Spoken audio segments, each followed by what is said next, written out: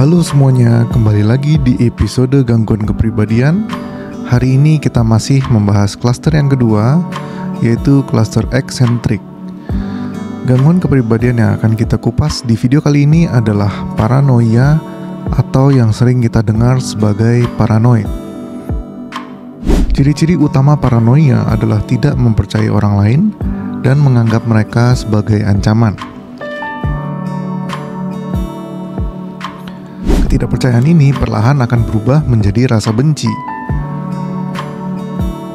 Karena kecurigaan yang tinggi terhadap orang lain, orang yang paranoid mungkin bersikap tidak sopan atau defensif terhadap orang-orang di sekitarnya.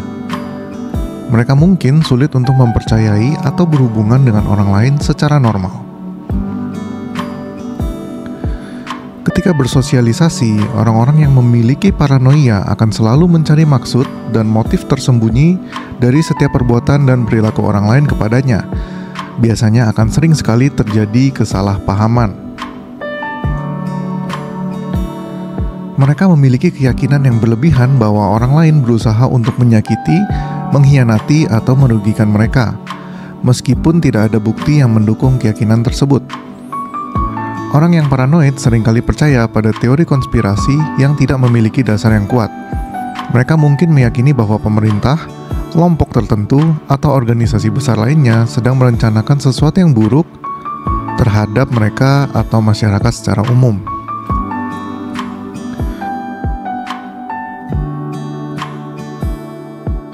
Orang-orang paranoia juga sulit sekali memaafkan. Bahkan terkadang mereka sampai menelpon polisi untuk menuntut orang lain yang melakukan kesalahan kecil kepadanya.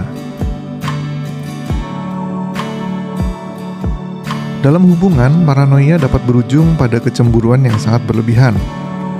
Orang-orang ini menganggap dunia sebagai tempat persaingan, di mana kita harus makan terlebih dahulu apabila tidak mau dimakan oleh orang lain.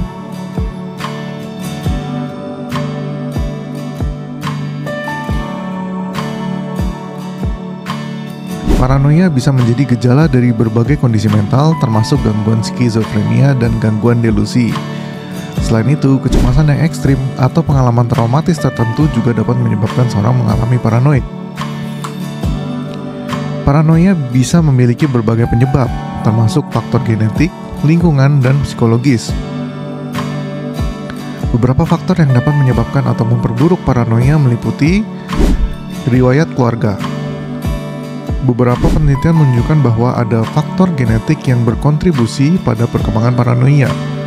Jika ada anggota keluarga dengan riwayat gangguan paranoid atau gangguan lain yang terkait, risiko mengalami paranoia mungkin lebih tinggi. Yang kedua adalah trauma dan pengalaman hidup. Pengalaman traumatis seperti kekerasan fisik atau emosional, pelecehan, atau pengalaman hidup yang penuh ketidakamanan bisa memicu paranoia. Pengalaman-pengalaman ini dapat mengganggu kemampuan seseorang untuk mempercayai orang lain atau melihat dunia sebagai tempat yang aman. Faktor berikutnya adalah penggunaan zat. Penyalahgunaan atau ketergantungan pada zat-zat seperti narkoba atau alkohol juga dapat menyebabkan atau memperburuk gejala paranoid. Zat-zat ini dapat mengubah persepsi dan pikiran seseorang, meningkatkan tingkat kecurigaan, dan memperkuat keyakinan paranoid. Faktor berikutnya adalah stres dan tekanan emosional. Stres yang kronis atau tekanan emosional yang berkepanjangan dapat memicu atau memperburuk gejala paranoia. Situasi seperti tekanan pekerjaan, masalah keuangan, atau konflik interpersonal dapat meningkatkan tingkat kecemasan dan ketidakpercayaan seseorang terhadap orang lain. Faktor berikutnya adalah kondisi kesehatan fisik. Beberapa kondisi kesehatan fisik seperti gangguan neurologis atau gangguan hormonal juga dapat mempengaruhi fungsi otak dan emosi seseorang, yang kemudian dapat memicu gejala paranoia.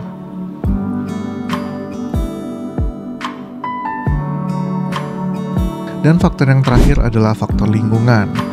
Lingkungan sosial yang tidak mendukung atau beresiko seperti lingkungan yang keras, tidak aman, atau penuh konflik juga dapat berkontribusi pada perkembangan paranoia. Penting untuk diingat bahwa paranoia bukanlah sesuatu yang bisa diabaikan, karena dapat menyebabkan penderita merasa sangat stres, tidak aman, dan sulit untuk menjalani kehidupan sehari-hari dengan baik.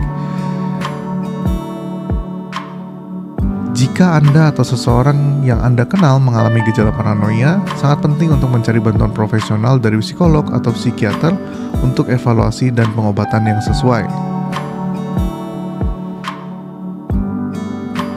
Nantikan video berikutnya dalam episode gangguan kepribadian. Kali ini kita akan membahas tentang gangguan mental yang lainnya yang bernama avoidant dan dependent.